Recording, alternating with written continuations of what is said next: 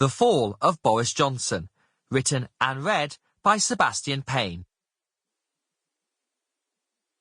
When a regime has been in power too long, when it has fatally exhausted the patience of the people, and when oblivion finally beckons, I am afraid that across the world you can rely on the leaders of that regime to act solely in the interests of self-preservation and not in the interests of the electorate.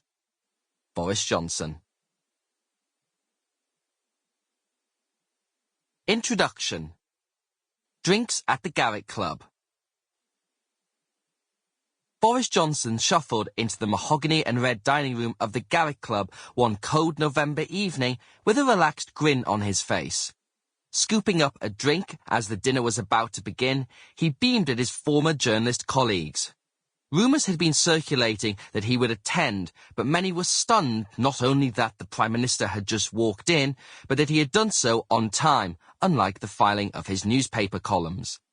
Johnson had returned to a gathering to celebrate his spiritual home, among the comment writers of the Daily Telegraph.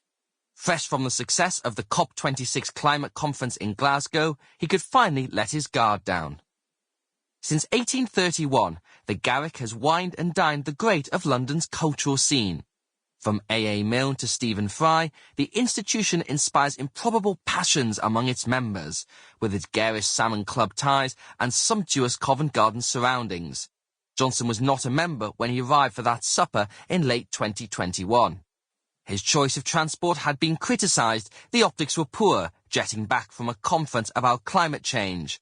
But he could not care less. He was among friends. After 2 years of the COVID pandemic, he was the global statesman and at the centre of everyone's attention, something that he had craved since childhood. In the private room, a broad table was set for around 30 Fleet Street veterans who had worked with a colleague later to become the most powerful man in the country. The occasion was a reunion of columnists and leader writers whose careers stretched back to the 1960s. The dominant era represented was Charles Moores, editor from 1995 to 2003, the occasion convened by Stephen Glover and Neil Derbyshire, both senior figures at the Daily Mail who had stints at the Telegraph in the 1980s and 90s, when Johnson became the paper's star political columnist. The assembled diners, including the editor of the Oldie magazine Harry Mount, former Today programme editor Sarah Sands, and editor of the Conservative home website Paul Goodman, were surprised and delighted to see Johnson present. Guzzling roast pheasant with Grand Marnier's soufflé, washed down with hefty bottles of claret, the collected journalists celebrated what seemed to be the very best of times. Glover noted in his speech that the attendees were, quote, responsible for millions of words over the decade, and it would be impossible to calculate the damage we've done. At the Prime Minister's end of the table, Dean Godson, the Telegraph's former chief leader writer, impersonated his old proprietor Conrad Black attempting French. Johnson laughed so hard his friends feared he might crack a rib. One attendee said, "The extraordinary thing is, I've known Boris in passing for 30-odd years, but I've never seen him happier and laugh harder than that evening." Another remarked, "It was a triumphant homecoming. He had proven himself beyond doubt at having beaten us all." When Johnson spoke at the supper, after much wine had been consumed, he delivered a typically comic and self-deprecating speech where one attendee said he, improbably, claimed to have only penned 2 leaders for the Telegraph, the second of which was about the row between the author Salman Rushdie and Ayatollah Khomeini, the then supreme leader of Iran.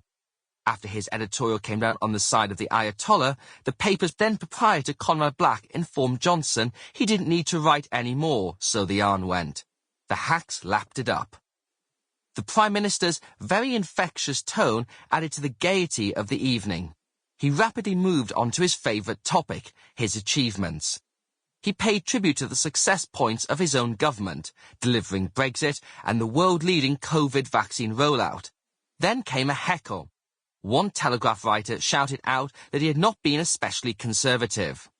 With his well-worn hangdog expression, an artful ruffle of his thatched hair, Johnson admitted they had a point. There was no malice. It was not an evening for serious policy debate, but to celebrate one of their own. Johnson later stumbled out of the Garrick Club after the supper had concluded, wearing the same grey suit with blue tie he had donned hours earlier in Glasgow. Moore was photographed. Sample complete. Ready to continue?